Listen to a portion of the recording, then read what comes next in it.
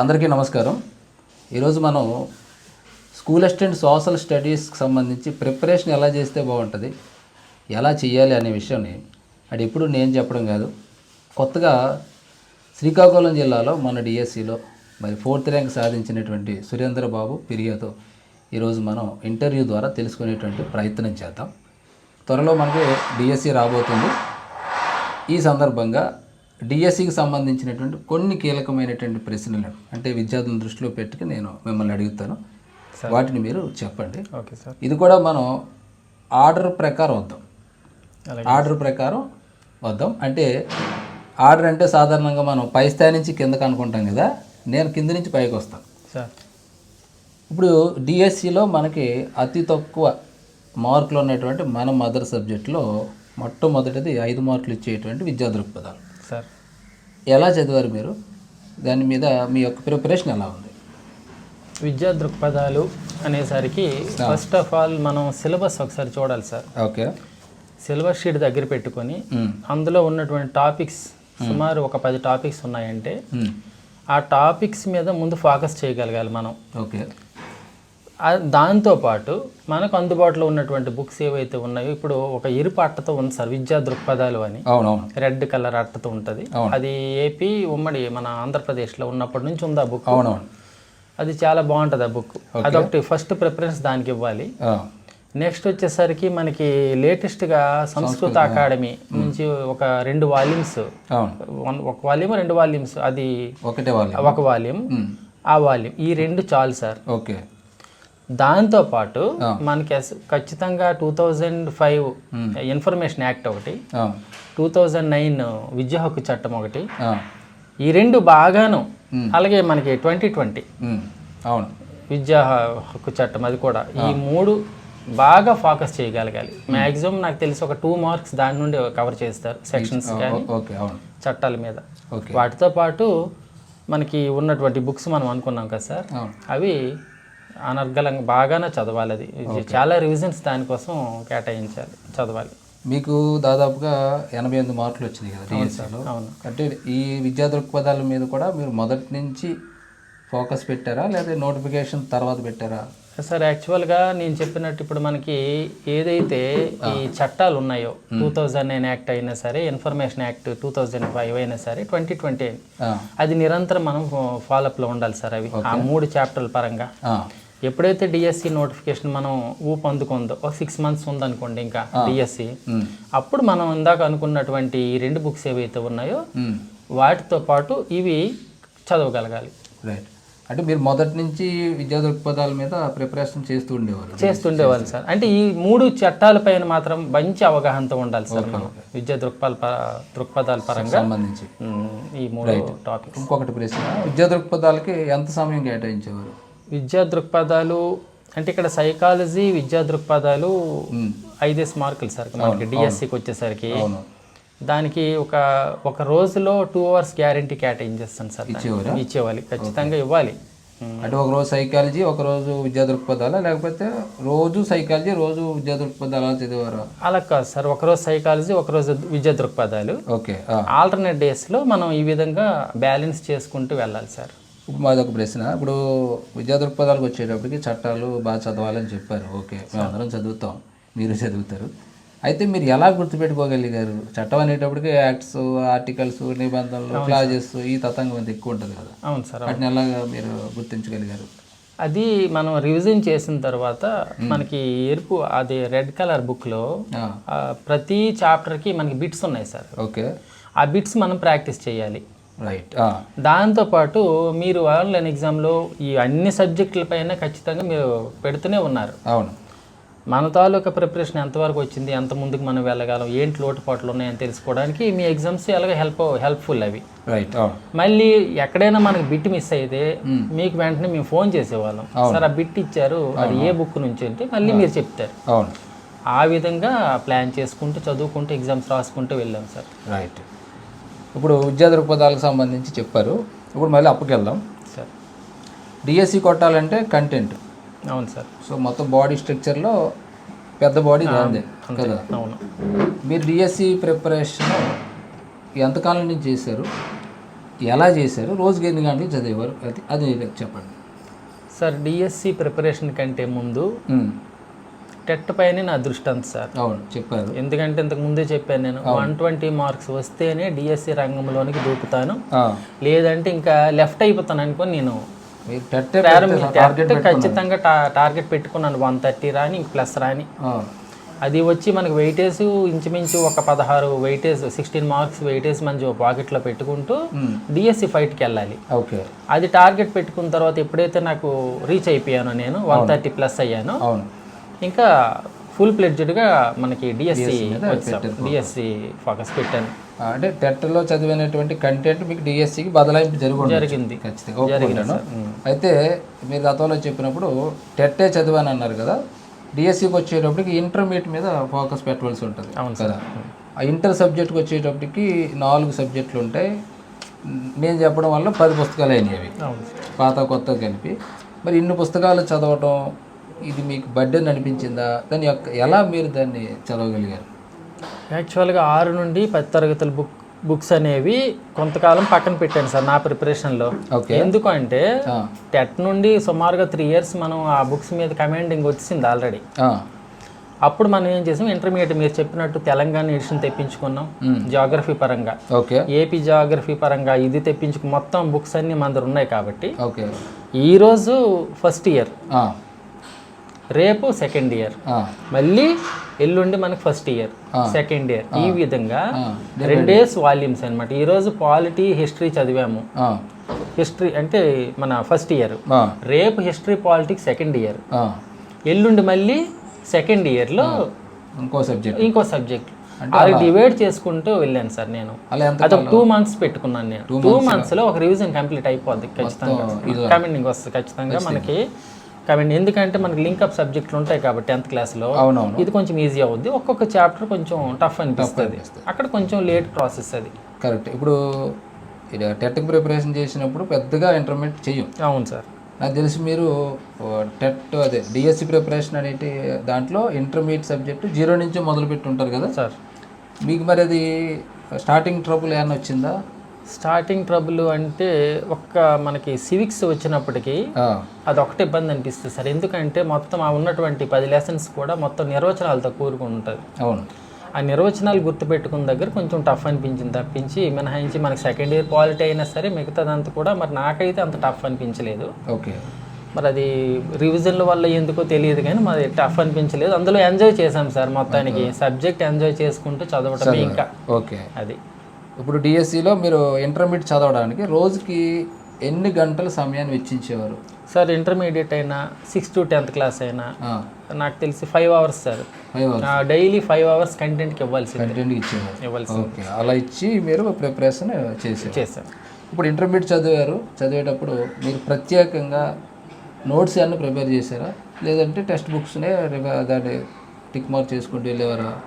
Only text బుక్లు underline చేసుకుంటూ highlight చేసుకుంటూ మనకి నిర్వచనాలు లేదా మనకు శాస్త్రవేత్తలు ఉంటే అది కొంచెం హైలైట్ చేసుకుంటూ వెళ్ళాను, కానీ నోట్స్ అయితే ఎక్కడా కూడా నేను ప్రిపేర్ చేయలేదు సార్. నోట్స్ అయినా టెక్స్ట్ బుక్ అయినా అండర్లైన్ చేసుకోవడం, హైలైట్ చేసుకోవడం, వెళ్ళిపోతున్నాను చదువుకుంటూ. ఓకే, ఎన్ని రివిజన్లు అయ్యాయనేది మనం ఫస్ట్ పేజీలో రాసుకోవాలి, అంతే. అంత మించి ఇంకేం లేదు. నోట్స్ అనేది ప్రసక్తే లేదు. ఇంకా ఎన్ని రివిజన్ చేసి ఉంటారు మీరు మన intermediate textbook? Intermediate textbook 10+ sir. ఇంటర్మీడియటే ఇంటర్మీడియట్ సార్. 10 సార్ల కంటే ఎక్కువ చదువుంటాను. మేబీ 10 నుంచి 15 మధ్యన.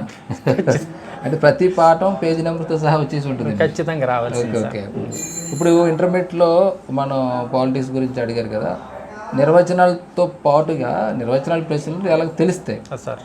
ప్యాసేజెస్లో ఉన్నటువంటి మూల అంశాల నుంచి కూడా క్వశ్చన్లు ఇస్తూ ఉంటారు. నిర్వచనాల తాలూకు అంశాలే కాకుండా ఇలాగ వాటిని మీరు ఎలా గుర్తుపెట్టుకోగలిగారు? అది నెంబర్ ఆఫ్ టైం చదవడం వల్ల ఓకే మనకి అది గుర్తుంటుంది సార్. నేనైతే నిర్వచనాలు కొంచెం భయపడ్డాను, దానిపైన ఎక్కువ ఫోకస్ పెట్టాను. మరి ఇప్పుడు మనకి మిగతా మీరు అన్నట్టు కంటెంట్ అనేసరికి మరి అది మనం చదివినప్పుడే కొంచెం అనాలిసిస్ చేసుకుంటూ అధ్యక్ష తరహా ప్రభుత్వం అంటే ఏంటి, పార్లమెంటరీ తరహా ప్రభుత్వం ఏంటి, దీనికి ఉదాహరణ ఏంటి, దానికి ఉదాహరణ ఏంటి చదువుకుంటూ ఆ విధంగా వెళ్ళగలిగాను సార్. వెళ్ళారు కాబట్టి మీకు. మరొకటి ఏంటంటే ఇంటర్మీడియట్ చదివే సమయంలో కానీ చదువుతున్నప్పుడు కానీ మీకు బర్డెన్ అయ్యేదా బ్రెయిన్కి కానీ మానసికంగా కానీ ఇంత సబ్జెక్టు ఎలా రా అని మీకు ఎప్పుడైనా అలా అనిపించే? సార్ అది నాకు తెలిసి 1-2 రివిజన్ల వరకు ఆ విధంగా ఫీల్ అయ్యాను. 1-2 రివిజన్లు అయిపోయిన తర్వాతనే నాకు అది ఫ్రీ అనిపించింది సార్. ఎందుకంటే మనకు పరిచయం ఏర్పడింది, మొత్తం 8 వాల్యూమ్స్ కూడాను ఒక పరిచయం అనేది ఏర్పడింది కంటెంట్ పైన. కాబట్టి అక్కడ నుంచి కొంచెం రివిజన్లు ఫాస్ట్గా వెళ్ళిపోయాయి. దానికి తోడు మీరు పెట్టినటువంటి ఎగ్జామ్స్ ఒకటి మంచి పర్ఫార్మెన్స్ ఇవ్వడం జరిగింది. కాన్ఫిడెన్స్ లెవెల్ ఇంకా పెరిగింది. ఖచ్చితంగా మనం ఇంటర్మీడియట్ కూడా సక్సెస్ఫుల్గా కంప్లీట్ చేయగలుగుతున్నామని. ఓకే, అది. సో ఆ రకంగా మీరు ఇంటర్మీడియట్ మీద ఫుల్ ఫోకస్ పెట్టారు. రోజు 5 hours చదివారు. 5 hours కంటెంట్ సార్. 2 నెలలు చదివారు మొదటి దశలో. 2 నెలల్లో మీకు గ్రిప్ రాగలిగిందా ఈ చదవటం? గ్రిప్ వచ్చింది సార్. వచ్చిన తర్వాత మళ్ళీ ఏం చేస్తాం మనం, 3rd month నుంచి మళ్ళీ మనం 6th to 10th చేయాలి కదా సార్. ఆ గ్యాప్లో ఇంటర్మీడియట్ మీద మళ్ళీ కొంచెం భయం కాస్త ఏర్పడేది. అంటే మర్చిపోము కానీ చిన్న భయం అనేది ఒకటి వస్తుంది. ఇంటర్మీడియట్ చాలా రోజులైంది విడిచిపెట్టాం, దాని పరిస్థితి ఏంటి అని. అప్పుడు మీకు ఫోన్ చేసి సార్ ఇంటర్మీడియట్ మీద ఎగ్జామ్స్ పెట్టండి సార్ అని చెప్పే రోజులు కూడా ఉన్నాయి. బాగా గ్యాప్ వచ్చింది సార్.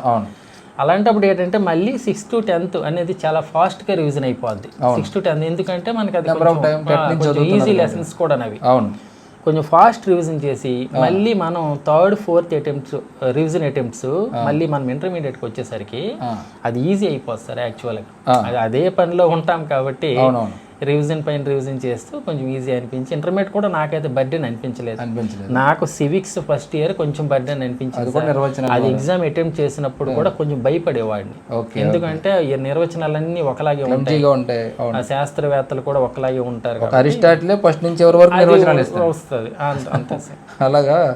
సో ఆ రకంగా మీరు ఇంటర్మీడియట్లో ఉన్నటువంటి సబ్జెక్ట్స్ని నేర్చుకోగలిగాను సార్. అది విద్యార్థులారా ఆయన ఇంటర్మీడియట్ మీద ఎలా ఫోకస్ చేశారు, రోజుకి ఎన్ని గంటలు చదివారు అనేటువంటిది చెప్పడం జరిగింది. ఆ రకంగా మీరు వెళ్ళొచ్చు. ఇక రెండోది మనకి స్కూల్ అసిస్టెంట్ సోషల్ అనేటప్పటికి మెథడాలజీ కీలకం సార్. 20 మార్కులు ఇక్కడ. అవును సార్. ఆ టెట్కేమో 12 మార్కులు ఉంటాయి. సో ఎలా చూసినా చాలా మేజర్ రోల్ పాత్ర పోషిస్తూ ఉంటుంది ఇది సార్. ఈ మెథడాలజీ మీద మీ యొక్క ప్లాన్ ఎలా ఉండేది, ప్రిపరేషన్ ఎలా ఉండేది, ఎలా ప్రజెంటేషన్ అనేది చేయగలిగారు సార్? మెథడాలజీ ఫస్ట్ నాకు తెలిసిన బుక్ ఒక పార్లమెంట్ అట్టతో ఉంటుంది. 2018 అనుకుంటాను అది. ఉమ్మడి ఆంధ్రప్రదేశ్లో మనకి తెలుగు అకాడమీ బుక్ అది ఒక్కటే చదువుకొని ఉండేవాడిని సార్. అప్పుడు నేను ఆన్లైన్ క్లాసులు కూడా మీవి కూడా నేను చూడలేదు ఫస్ట్లో. టెట్ రాశాను. టెట్ రాస్తే 12కి 8 మార్కులే మనం గెయిన్ చేయడం జరిగింది. మీరు కోప్పడ్డారు. మీరు అసలు వీడియోస్ చూడకుండా మీరు టెక్స్ట్ బుక్ మీదే బేస్ అయ్యి ఎలాగా మీకు అర్థం కాదు కదా, కంటెంట్ అయితే అర్థం చేసుకోవచ్చు కానీ మెథడాలజీ అర్థం కాదు కదా అని అప్పుడు మీ ఆన్లైన్ క్లాసెస్ పర్చేజ్ చేశాను నేను ఫస్ట్ టెట్లో. ఆ క్లాస్ చూడడం, ఆ చాప్టర్ తాలూకు ఈ పార్లమెంట్ బుక్ ఏదైతే ఉందో అది మళ్ళీ రివిజన్ చేయడం ఆ చాప్టర్. ఈ విధంగా చేసుకున్న తర్వాత నేను అందులో కొన్ని గెట్ ఇన్ అయ్యాను సార్. మెథడాలజీ పరంగా వీడియో క్లాసులు చూడడం ఆ చాప్టర్. అయితే ఒక విషయం ఏంటి, ఇక్కడ నోట్స్ కూడా రాశాను సార్. మీరు చెప్పిన నోట్స్ నా దగ్గర ఉంది. మీ నోట్ అంటే మీ నోటు వాక్యం ఏ విధంగా ఉందో ఆ విధంగా నేను నోట్స్ అయితే ప్రిపేర్ చేశాను. మీరు ఎగ్జాంపుల్స్ కొన్ని చెప్పుకుంటారు, ఆ ఎగ్జాంపుల్స్ చెప్పడం. సోపానాలు కూడా అప్పటి వరకు నాకు ఉన్నటువంటి సోపానాలు అంటే స్టెప్స్ ఉంటాయి మనకి పాఠ్య ప్రణాళికలు, సోపానాలు ఏంటని అంతవరకు నాకు ఐడియా లేదు. అది ఖచ్చితంగా 1వ సోపానం ఏంటి, 2వ సోపానం ఏంటి అవి చెప్పగలిగితేనే మనం టక్కని చెప్పాలి. అవి చెప్పాలంటే క్లాసులు మనం విని నోట్స్ రాసుకొని పదే చూస్తే ఒక అవగాహన మనకి వస్తుంది. అంటే మీరు 2018 బుక్ ఒకటే చదివారా? లేదు సార్, అది కూడా మీరు ఏం చేయాలి, ఒక వీడియో పెట్టారు అప్పుడు. 2018 ఒకటే సరిపోదు, 2014లో దీని బేసిక్ మొత్తం దాంట్లో ఉంటుంది. ఆ 2014 ఎడిషన్ అని ఉంటుంది సార్. దానిపైన అది తీసుకున్నాను మళ్ళీ మీరు చెప్పినట్టే అది తెప్పించాను. దాంతోపాటు సంస్కృత అకాడమీ రిలీజ్ చేశారు రీసెంట్గా. ఈ 3 వాల్యూమ్స్ దగ్గర పెట్టుకున్నాం సార్. అయితే పార్లమెంట్ బుక్ కంటే ఈ మొదటి ఎడిషన్ అనేది ఎక్సలెంట్. ఇంకా అంటే మనం ఫౌండేషన్ మెథడాలజీలో ఫౌండేషన్ రావాలంటే 2014 ఎడిషన్ చూసిన తర్వాతే పార్లమెంట్కి రావాలి. అందులోనే మనకి ఈ మెథడ్స్ కానీ బోధన వనరులు చాలా బాగుంటుంది, చాలా చక్కగా ఇచ్చాడు ఎగ్జాక్ట్లీ. మీరు ఇంకొక విషయం కూడా చెప్పారు, డిఎడ్ బుక్ కూడా తెప్పించుకోమన్నారు.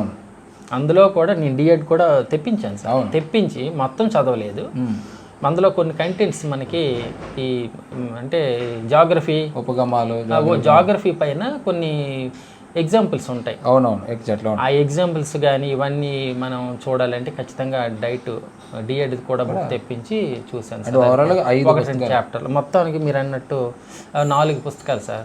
బీఈడి 4, బీఈడి 4, మరి డిఎడ్తో 5 అంటే 5 బుక్స్ 5 పుస్తకాలు చదివారు. ఓకే, మరి మీకు తర్వాత రాసి టెట్లో అది కనపడిందా? మంచి స్కోర్ వచ్చిందా? మంచి స్కోర్ వచ్చింది సార్ నాకు.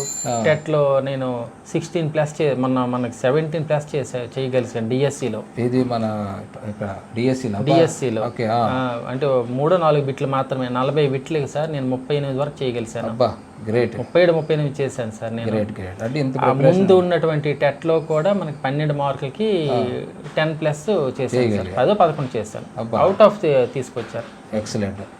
అంటే ఈ రకంగా మంచి బుక్స్ చదవటం, దాంతోపాటుగా వీడియో క్లాసులు చూడటం, దాంతోపాటుగా మీ ఎగ్జామ్స్ రాయటం వల్ల ఓవరాల్గా మీకు దాని మీద గ్రిప్ వచ్చింది సార్. ఆ గ్రిప్ ఇప్పుడు ఉందా, పోయిందా?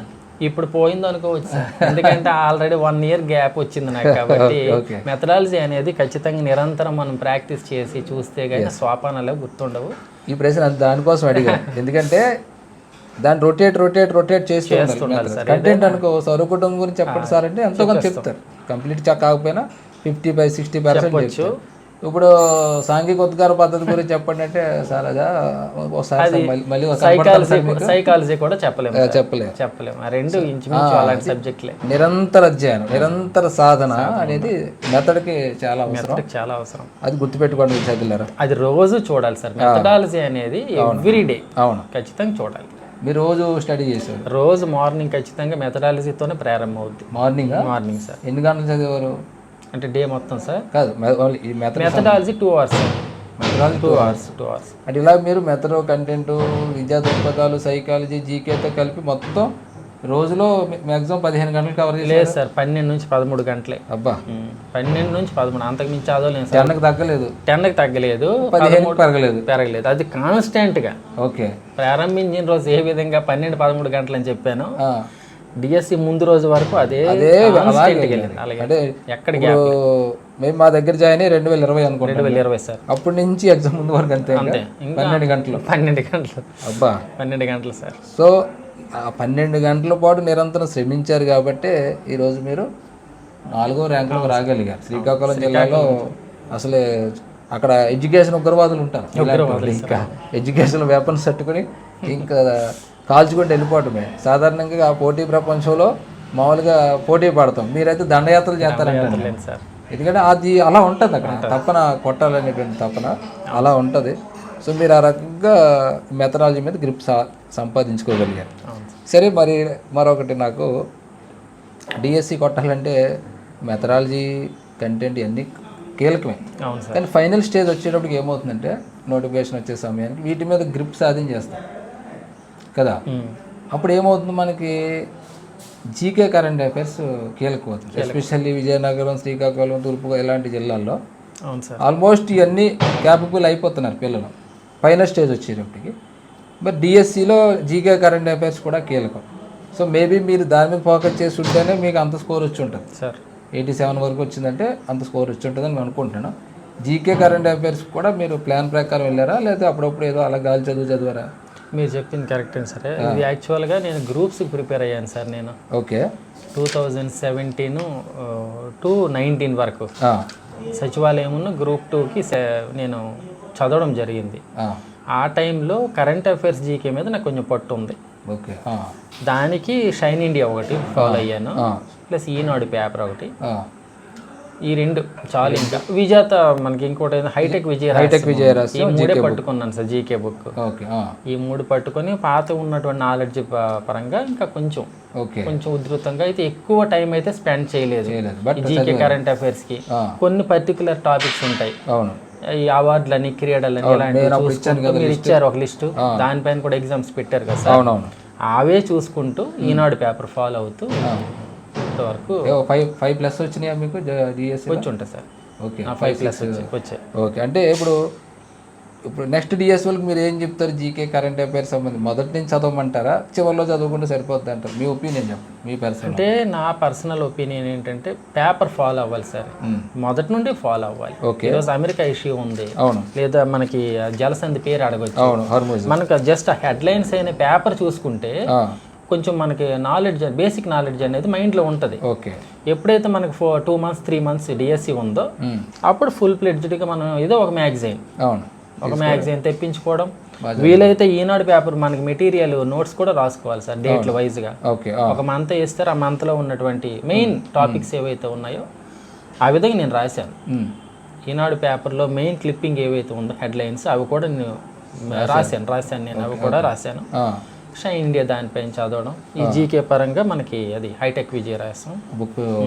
నేను చెప్పేది ఏంటంటే జీకే అనేది, కరెంట్ అఫైర్స్ అనేది రోజుకు ఒక పావు గంట సరైన, ఓకే, పావు గంట చాలా ఎక్కువ వద్దు. ఓకే. ఏదో ఒక పేపర్, ఆ పేపర్ ఫాలో అయ్యి ఒక నోట్స్ ఇంపార్టెంట్ అయితే ఆ పేర్లు నోట్స్లో రాసుకోవడం చాలా మంచిది, మనకు కొంచెం దాని బలం చేకూరుతుంది. అంటే జీకే కరెంట్ అఫైర్స్ సంబంధించి రోజుకొక అరగంట సమయం చదివినా సరిపోతుంది, దాని మీద దృష్టి పెట్టుకుంటే. అంటే దానివల్ల మనకేంటో మానసికంగా మనం అన్ని సబ్జెక్టులు కవర్ చేస్తున్నాం, టచ్ చేస్తున్నామని ఒక మానసికంగా సంసిద్ధత అవ్వడానికి ఒక పావు గంట అయినా ఒక పేపర్ ఏదో ఒకటి చూసుకొని నోట్ చేసుకుంటే బాగుంటుంది. ఇప్పుడు డిఎస్సిలో మనకి 5 సబ్జెక్టులు ఉన్నాయి కదా, కంటెంట్, మెథడ్, సైకాలజీ, చదువు, జీకే కరెంట్ అఫైర్స్. ఈ పంచభూతాల్లో మీకు స్ట్రగుల్ అయింది ఏంటి స్టడీ పరంగా? స్ట్రగుల్ అయింది అయితే విద్యా దృక్పథాలు సార్ నాకు. ఓకే.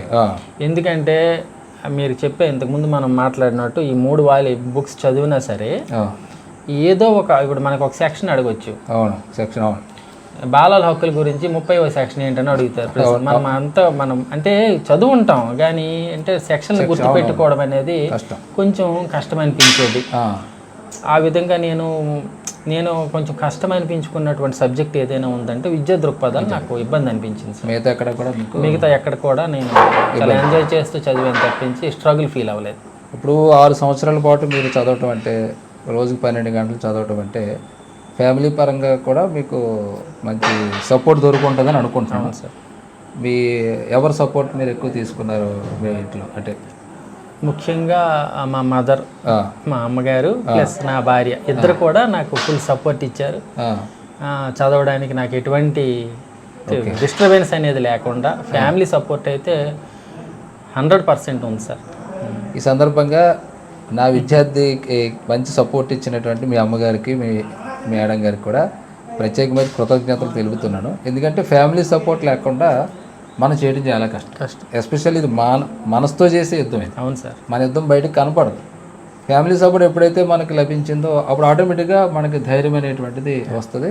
ఆ రకంగా మీకు ఇద్దరు కూడా చేదోడు వాదుడుగా ఉంటూ మిమ్మల్ని ముందుకు నడిపించి, ఎందుకంటే 6 నెలలు 5 నెలలు అనుకో పోనీలు అంటారు, 6 సంవత్సరాల పాటు అదే ధ్యాసలో ఉంటూ చదవటం, ఈ ఫ్యామిలీ పరంగా బర్డెన్స్ని వాళ్ళిద్దరూ నెత్తి మీద పెట్టుకోవడం అనేది చాలా గొప్ప విషయం. ఈ ఇద్దరికి కూడా అభినందనలు, అట్ ది సేమ్ టైం కృతజ్ఞతలు కూడా తెలుపుతుంటున్నాను. సురేందర్ గారు, ఇప్పుడు త్వరలో డిఎస్సి రాబోతుంది, అటు ఆంధ్రప్రదేశ్లోని ఇటు తెలంగాణలో కూడా. కొత్తగా డిఎస్సి ప్రిపరేషన్ చేసే వాళ్ళకి మీరు ఇచ్చే సలహా ఏంటి? కొత్తగా డిఎస్సి ప్రిపరేషన్ చేసే వాళ్ళకి ఇచ్చే సలహా ఏంటంటే, ముందు టెట్ మాత్రం ఖచ్చితంగా మనం 120+ రీచ్ అవ్వాలి. ఓకే. ఎందుకంటే పాకెట్లో మనకి ఒక సెక్యూర్డ్ మార్కులతో వెపన్ ఉన్నట్టు, డిఎస్సికి మన యుద్ధానికి సిద్ధమైనట్టు ఒక మంచి పాజిటివ్ దృక్పథం అయితే వస్తుంది సార్. దానిపైన ఏంటంటే మనం అంటే ఒక పట్టుదలతో, ఏ పట్టుదలతో అయితే మొదటి రోజు కూర్చున్నామో చివరి రోజు వరకు కూడా ఎన్నో అవాంతరాలు వస్తుంటాయి తప్పకుండా. అవన్నీ 1-2 రోజులు అవి మనం సాల్వ్ చేసుకుంటూ మనం ముందుకు వెళ్ళగలిగితే ఖచ్చితంగా మంచి ఫలితం ఆశించవచ్చు సార్. మరి మీకు ఖచ్చితంగా మన మురళీధర్ సార్ గైడెన్స్ ఏదైతే ఉందో, మంచి మోటివేషన్, అతని తాలూకా వాయిస్ కానీ, అతని తాలూకా ఒక దానికి ఏమంటారంటే పర్సనాలిటీ ఎంత బాగా మోటివేట్ చేస్తారంటే, ఈరోజు నేను 6 సంవత్సరాలుగా జర్నీ చేశానంటే ఆ భగవంతుడి ఆశీస్సులతో పాటు మురళీధర్ సారు క్లాస్ రూము తాలూకా మోటివేషన్ క్లాసెస్ ఏవైతే ఉన్నాయో, ఒక స్నేహితుడిలాగా ఒక మంచి గురువు గారు మాకు దొరకడం చాలా అదృష్టంగా ఫీల్ అవుతున్నాను. ఈ క్లాసులు చూస్తూ టెక్స్ట్ బుక్స్ నమ్ముకోవాలి. సార్ ఎప్పుడూ చెప్తుంటారు, పిల్లల చేతిలో ఉన్నటువంటి టెక్స్ట్ బుక్స్ అవి వాటినే నమ్ముకొని, ఇప్పుడు మనం చెప్పిన విద్యా దృక్పథాలు లేదా సైకాలజీ ఇవ్వండి అంటే కొంచెం చెప్పాను, అది ఆ మెటీరియల్ చదువుకుంటూ చివరి వరకును ఖచ్చితంగా నేను సక్సెస్ సాధిస్తానని ఒక పాజిటివ్ దృక్పథంతో పట్టు వదలకుండా కాన్స్టెంట్గా ప్రయత్నిస్తే ఖచ్చితంగా సక్సెస్ అవుతారు. ఇందులో 6 నెలలకు సక్సెస్ అవ్వచ్చు, 6 సంవత్సరాలైనా, దట్ ఈజ్ నాట్ మ్యాటర్. కానీ పట్టు వదలని విక్రమార్కుడిలా ప్రయత్నిస్తే ఎవరు ఓటమి చెందలేదు, ఓడిపోరు కూడా.